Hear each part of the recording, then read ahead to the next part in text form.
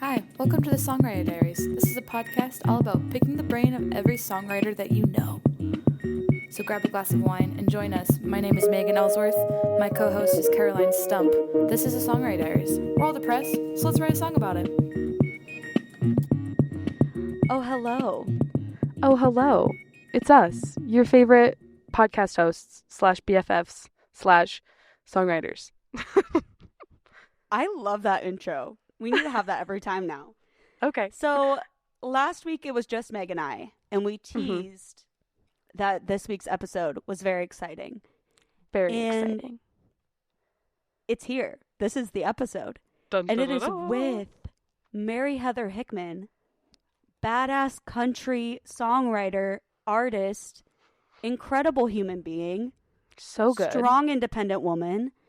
TikToker, Instagrammer, songwriter. And she was so nice. Meg and I were a little terrified.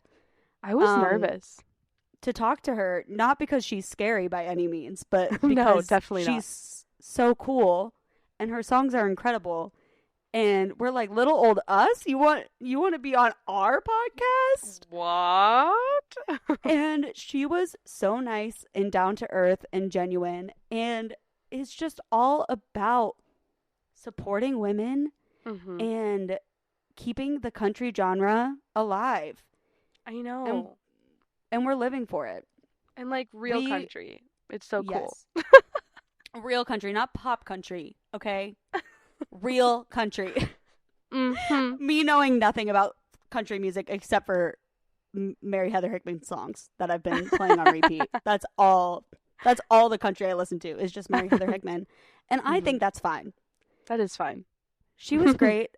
And Meg just had their birthday. I did. How was it? It was so wonderful. I got a little cold, but that's okay. It could also be allergies. I don't know. It's not COVID though, so that's the good news. Oh, yes. That's honestly all that matters. Not COVID. All that matters these days. But birthday was fabulous. I'm excited because when this episode comes out, 4 days later, Mary Heather Hickman is releasing a single called Small Town Friday Night. It's like for your birthday. It is. She didn't say it, but it is for your birthday. Belated birthday present to you. Because I grew up in a small town and I know what it's like on a Friday night when there's nothing to do.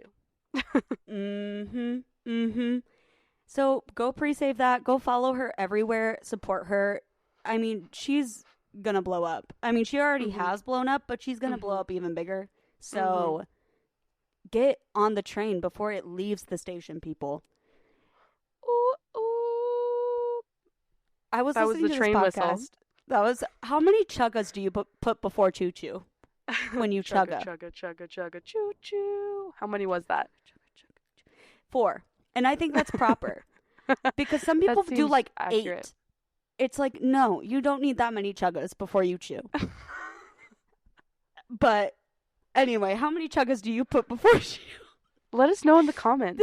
This is derailing so quick. Derailing! Like a rail for trains. Oh my god. Well, anyway, I promise that we are more poised when we talk to Mary Heather Hickman. And just slightly.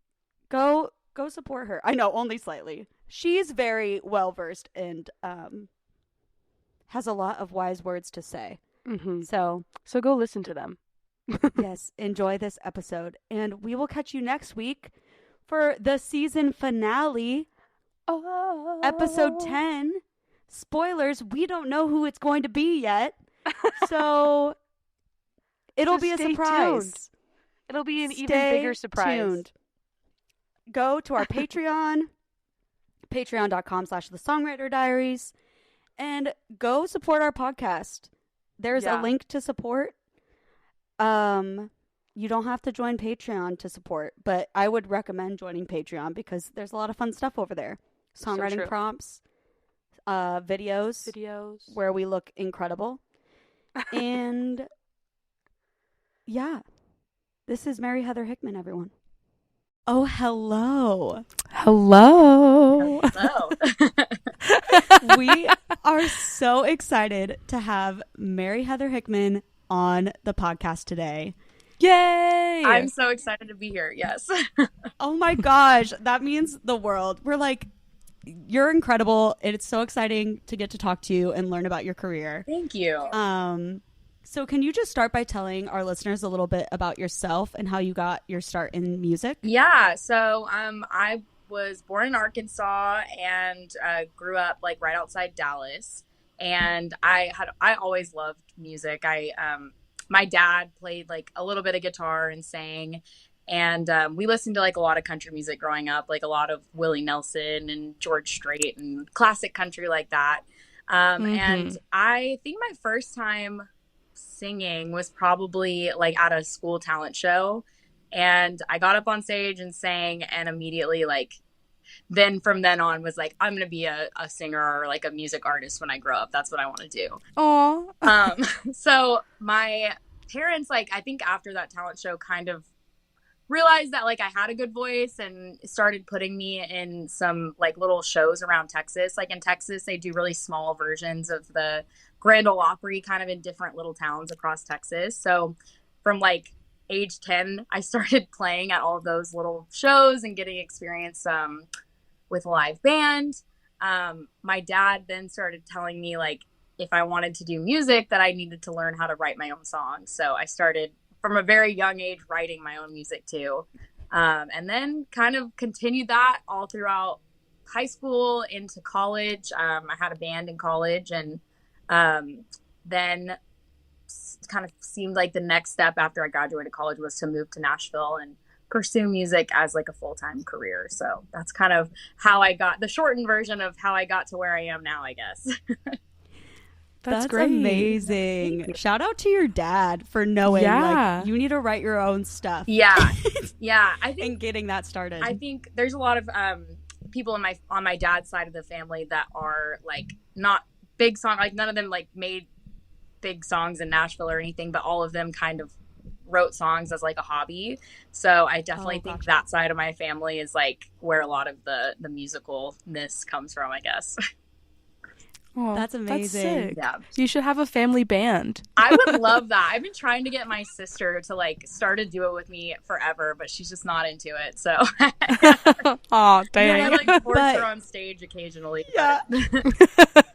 You're like, but you have to come with me. I know. I'm like, it'd be so much more fun. You know, you get to do all the stuff with your sister, but you know, some people. I feel like it's one thing to like have a good voice, but you definitely have to love it to be in this business and pursue it like full time. If you're not like 100% into it, you're probably not gonna have a good time. So it's so true.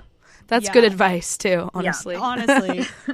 And where did you go to school? Did you study songwriting or I actually something totally different? I went to University of Arkansas, and they didn't have, I mean, they have like a music program there, but it's definitely not anything like, you know, Belmont or MTSU or any of those places. So they didn't have any sort of like songwriting classes or anything like that. But I knew that I wanted to do music, so I did communication because I felt like it was the most like one, I could get out of school quickly because it wasn't a ton of like extracurricular things. And then also I was like, I'll be communicating, I'm sure, if I'm doing music. So it was kind of like that's so true. But I'm glad I have one. So yeah, that's everyone in communications. I feel like they're like, we're gonna communicate at some point in our lives. And maybe this will help. A lot of people are like, what do you do with the communication degree? And I'm like, really, you can do anything. It's just it's so true. Yeah. What does your day-to-day songwriting process look like? Yeah, so I try to write every day. I have cut back a lot on co-writing just because I have so many songs like kind of stockpiled that I feel like, you know, you get to a certain point where like, okay, I should be kind of focused on releasing some of these songs as opposed to like piling more on top of it. But I do write every day by myself. And then I co-write usually like 2 or 3 times a week. But yeah, it's usually when I'm doing stuff by myself, it's usually just to like get ideas, you know, just to kind of get the creative process going, I guess. Like a lot of times those don't end up turning out to be anything good, but I try to do something creative every day just to like stay in the habit of doing it. Yeah, that's so smart. I love how you said you were cutting back on co-writing, and then you're like, but 2 to 3 times a week I co-write. I'm like, that is a lot. Oh my gosh. I know. When I first moved to Nashville, it was like, okay, I need to write with every single person that I meet, and I need to like have my schedule jam packed full. So I would be writing like 2 to 3 times a day, which I don't even know how I was getting any like quality songs because I was so burnt out by the end of the day, by the end of the week usually, that it was when I started focusing more on the artist thing, I realized like I could give myself a little bit of a break on the songwriting, as long as I'm still making that like a priority. It doesn't necessarily have to be like so crazy all the time. So yeah. Oh my gosh. Yeah, When like wild. How did the pandemic affect the co-writing process for you? that was like when I really kind of narrowed down my circle of who I was songwriting with. I think that was like a time period where I really honed in on what I kind of want my music to sound like, just because like I said before, I was doing so many co-writes and like writing with all different people, which I still enjoy writing with new people and all of that, but like after the pandemic, when we weren't able to co-write anymore, I was just doing Zoom co-writes with like, 4 or 5 people that I write with on a regular basis. So it definitely changed a lot of things. It also made me like force myself to get a little bit better at guitar, because I'm definitely usually the person in the room that's like, yeah, you do the guitar part. I'll just like, work on the lyrics over here.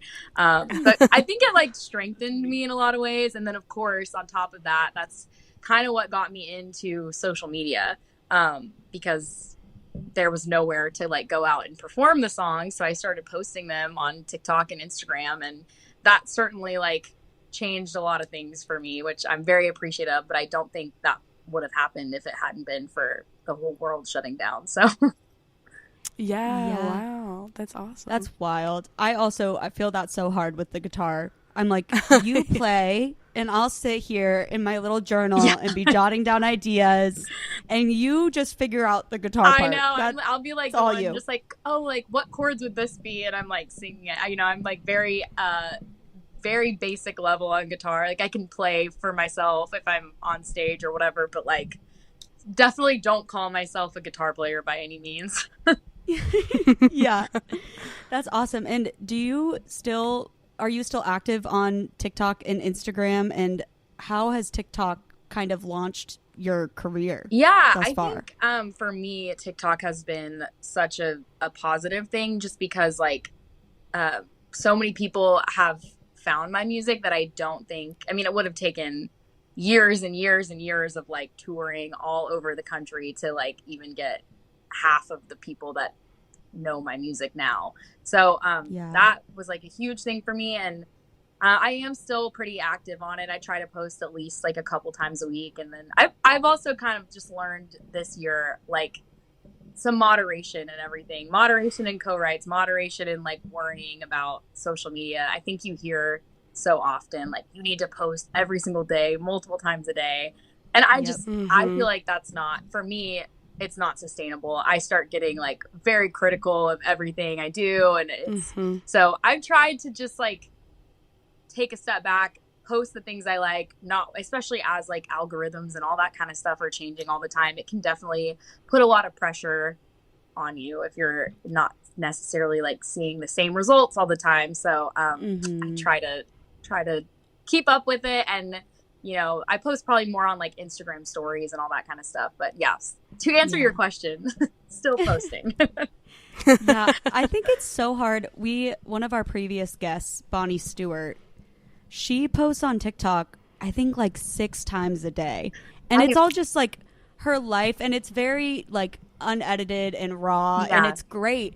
But I'm like, how is like the people who are posting 6 times a day when it's edited and perfected, I'm like, you're just not authentic anymore. Because I know this isn't real. I know you shot these like all in one day and are now just releasing them. Like, oh my gosh. on a schedule. It's just crazy to me that people have that time. Oh man, I am so like envious sometimes of people that are able to just like do that. I get tired of looking at myself. Like if I have to like edit videos, I'm like, I don't want to look at me anymore. I want to like go outside and go on a walk or do something else. Like I totally understand the importance of like social media and staying in contact with your fans and all that kind of thing. And like, I think for a lot of people, posting every day, if they can, you know, just do something quickly or whatever, like totally works for them.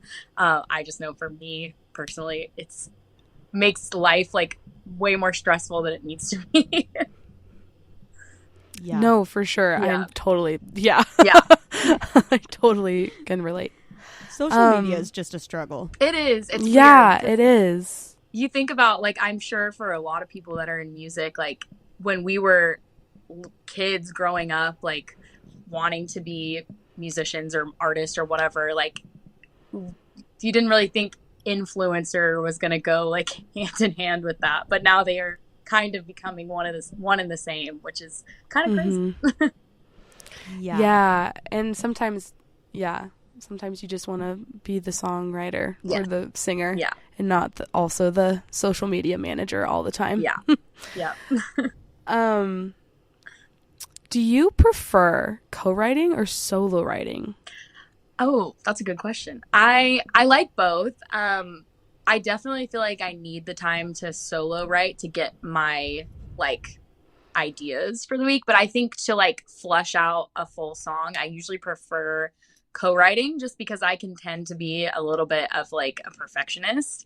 So I find it hard to finish songs that I start on my own just because I am so overly critical. Whereas like if you're in a co-write, you have somebody that can be like, no, that sounds great. I think that's exactly what we need to say. And if I'm by myself, I'm just questioning every tiny, minute detail. So I think probably I would prefer co-writing just because it's a little more fun because there's somebody else you get to bounce ideas off of. And two, like, I think sometimes solo writing, you can almost overwrite the song because you're so critical. I don't know.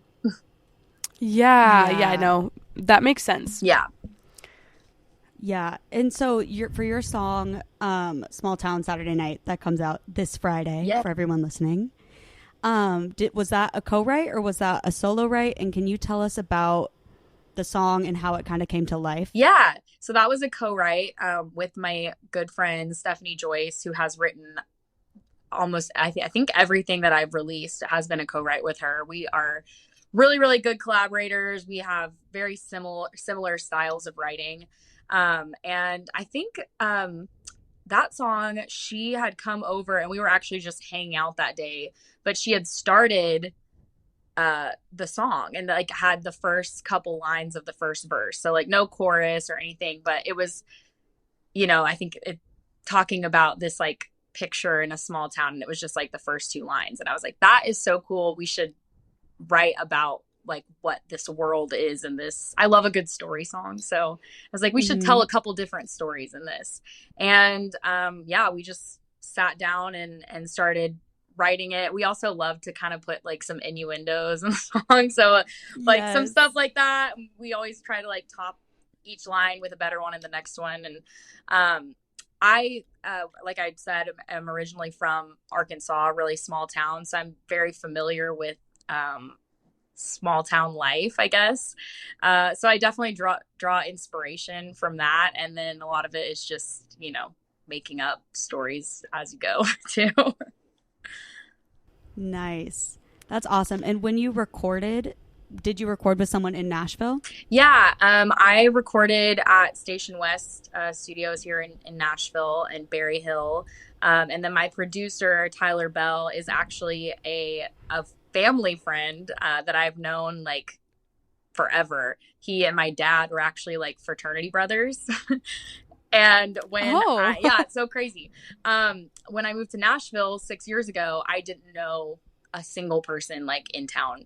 I didn't know anyone except for Tyler, who even then, like, I mean, I've known him growing up, but he's my dad's age. He's quite a bit older than me. But I reached out to him, and he had set me up on some of my like very first co-writes when I moved to Nashville, and he's produced for other artists that I like the style of. So when it came time to put out my own music, I reached out to him, and I trust him a lot with kind of getting the vision that I'm going for, and also kind of letting me like be a little more creative or weird with some of the like production stuff. So he's a great guy, and very happy to get to work with him. And also it's cool that there's like that long-term like connection with him and my dad and all that too. So yeah, like you're comfortable with him, you feel comfortable in the studio. Yeah. That I feel like that changes how music sounds when like there's that comfortability there. Yeah, and it took a lot of the pressure off initially too, because when I first put out my like first few songs after being in Nashville, it can be super intimidating to go into a big studio with like session musicians, and it's all like very overwhelming. So I was very thankful to have somebody there that knew me well and was like looking out for, you know, making sure I was happy with everything and all that. So yeah, no, absolutely. Yeah. So who would you say are some of your musical influences and inspirations? Yeah. I love Lainey Wilson right now. She's one of my favorites. I just think she has such good songs and like such a genuineness and authenticity that I love. Miranda Lambert is always on the list. I grew up listening to a ton of the Chicks and George Strait, and even like some of the traditional outlaw country like Merle Haggard and Johnny Cash and those types of things. So I've got a very eclectic, like all over the place taste in music for sure. Yes. And did you always know you wanted to go into the country genre just because that's kind of what you grew up in? Yeah, I when I was talking about my talent show that I played in earlier, actually I was singing Avril Lavigne. So I for a while thought I wanted to do like you know, pop punk music or whatever. I've always had a voice that I feel like kind of lends itself well to country, and definitely my songwriting style is very country as well. And yeah, there was like a very, very brief time when I was maybe like 10 or 11 where I thought I wanted to do either like pop or rock music or something. But the country has always kind of been the choice for sure. Now all I'm picturing is Avril doing a country song. I think Avril Lavigne actually has a great voice for country music too. She should. Honestly, she should pivot. Yeah, Avril, this is Avril, you're definitely listening. Yes, please. Right? Oh my God. Release a country album. Please, we're begging. I would be all over that. I would be so about it, yes. So you're in the perfect place for country music in Nashville. Yeah. What are your favorite and your least favorite parts about the Nashville music scene? Ooh. Okay, so favorite part would probably be the collaborativeness of being in Nashville. I've definitely never lived anywhere else where there is like such a culture of collaboration. 'Cause even like if you go somewhere that's like a big music scene like Austin, I mean, they certainly do co-writes and stuff there, but I don't think it is such a community like we have here in Nashville. So I love that. And I also love just being able to like, I don't know, the other day I was recording music and it was like I got to record with like Dustin Lynch's band because I happened to like tack on to that studio session. So it's just amazing, like the talent that you get to work with here in Nashville. Yeah. As far as like things that I don't love, I would say maybe the country music's industry, like as an industry, kind of moves slow sometimes, or is like very set in their ways. And I think if you're doing something like a little bit out of what is currently trending, it can be hard to get industry people on board with it if nobody else has like done it yet. Yeah. It's hard to pave the way for sure. Yeah. And I always say, I'm like, I know that I'm not like doing anything that's like crazy different, but I think a lot of my songs maybe are a little bit different than what you might hear on the radio right now. And I don't know, that's why I like them. So yeah, the same. Yeah. But yeah. It can be, exactly. Yeah, it can be hard. I've definitely gotten some feedback as I've been in Nashville for like the past 6 years of like, you know, you use like a lot of steel and fiddle and that makes your song sound dated and whatever. And I'm like, well, I like this. And I always want to put out stuff that I like. So I try not to let that get to me too much. And I'm also very grateful that I have fans that really like what I'm doing and support it as well. So yeah, and like, okay, I'm gonna go on a tangent here because I just watched the CMT Awards over the weekend. yeah, and like the amount of country music that doesn't have steel or fiddle in it, to me, is disappointing. I agree. And that's probably controversial. Yeah, I'm like, come on, like that's what country music is. Yeah, like, to me, that's let's get back to the roots here, people. To me, that's what distinguishes country from other types of music. And I think you can definitely like draw influence from like pop or rock or whatever. Yeah. But I like what I think makes country different at its core is like steel, fiddle, it being very lyric driven. And I think that we've gotten a little bit away from that, which isn't necessarily a bad thing. I just hope that there remains a space for more on the traditional sound side of things as well. Yes, totally. But it does seem like with artists like you know, like Zach Bryan and those kind of more red dirt type of artists, that there is like a space for that sound and definitely an audience for it. So I don't think it's going anywhere. Yeah, that's good. So what advice would you have for women pursuing a music career in the country genre?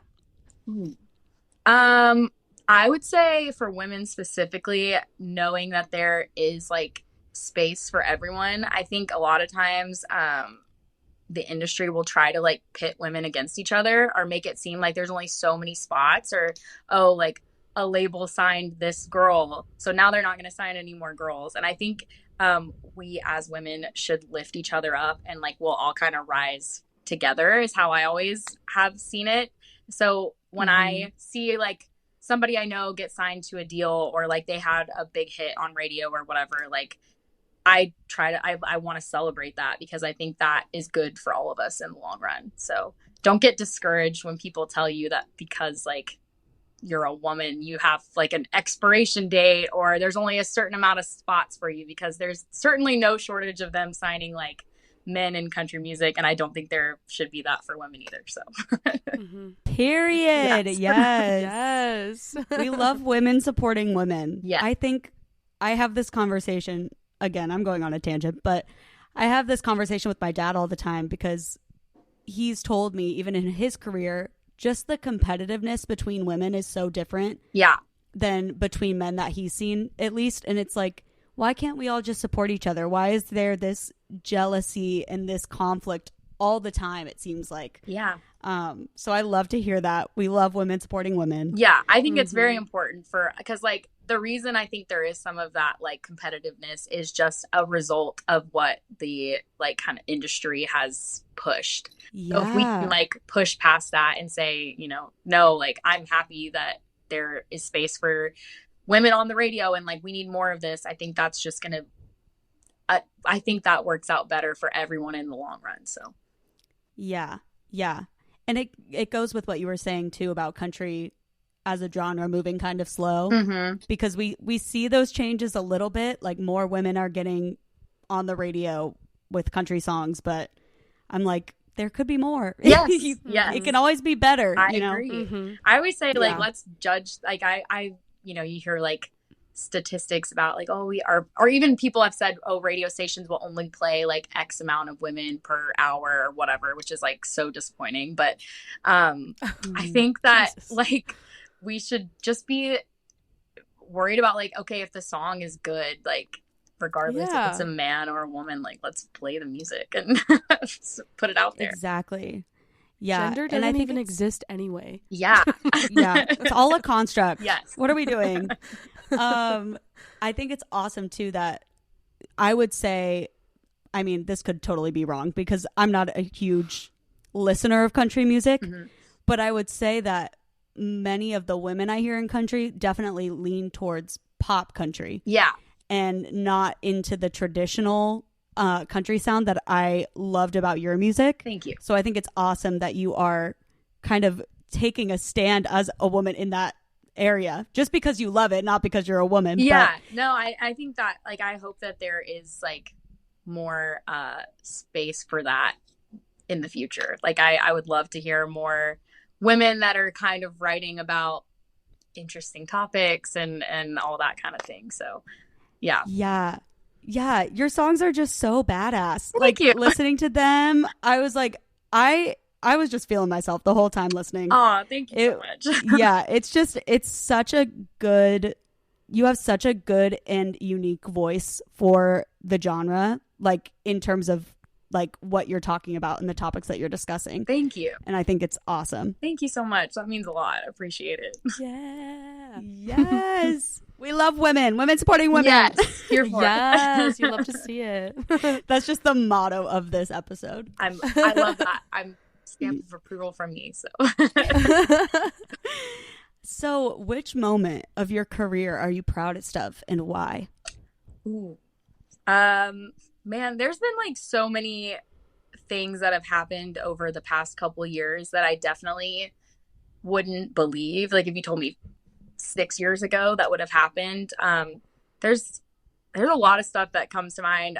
When I put out Treasure, it got onto the Billboard Indicator charts, which is like a huge deal for an independent artist.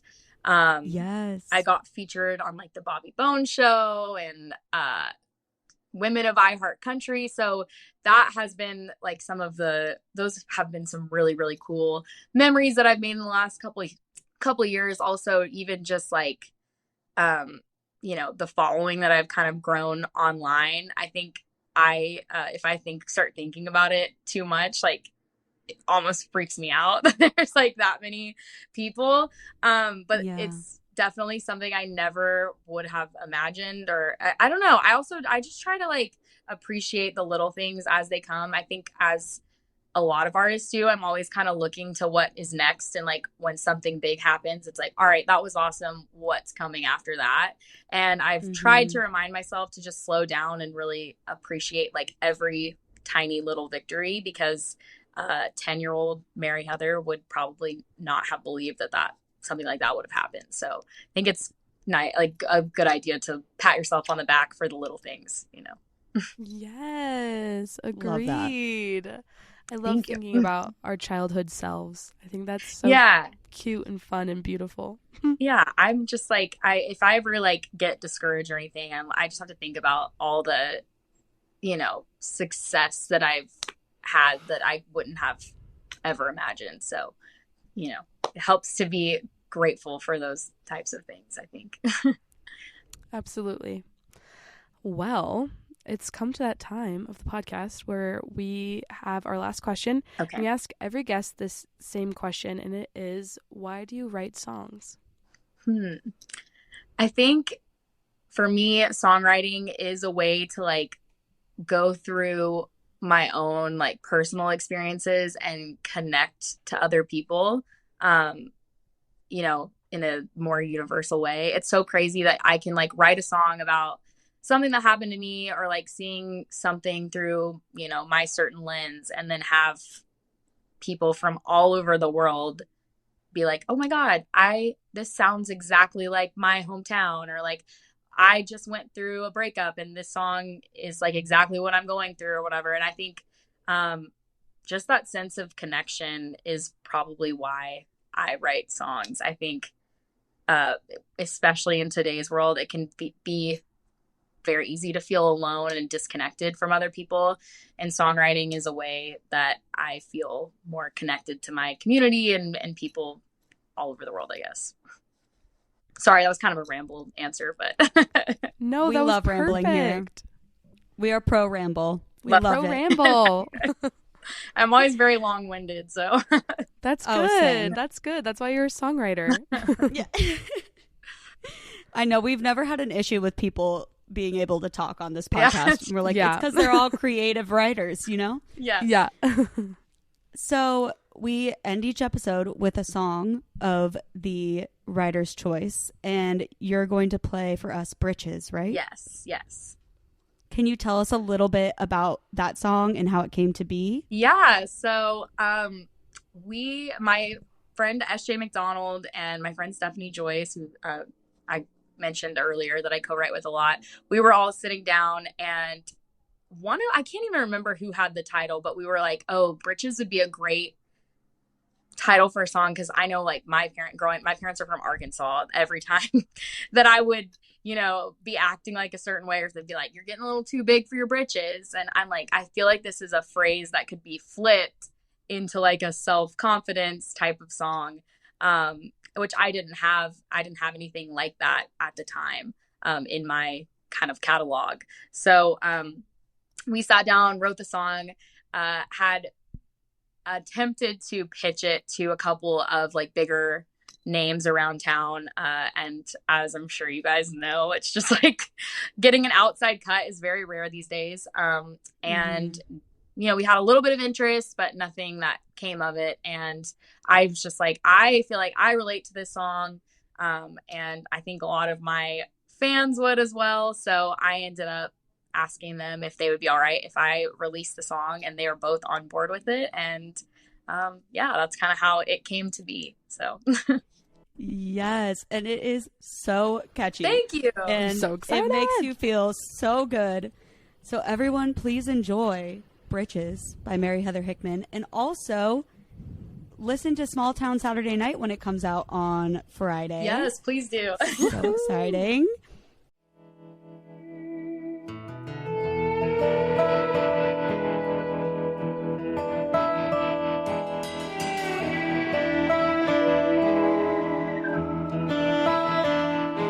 Keep your head down, keep your lips closed. Don't fight for a seat at the table. Yeah, modest is hottest. If you got it, then you better not flaunt it. Girl, be graceful and be grateful. Take that high horse, put it in the stable.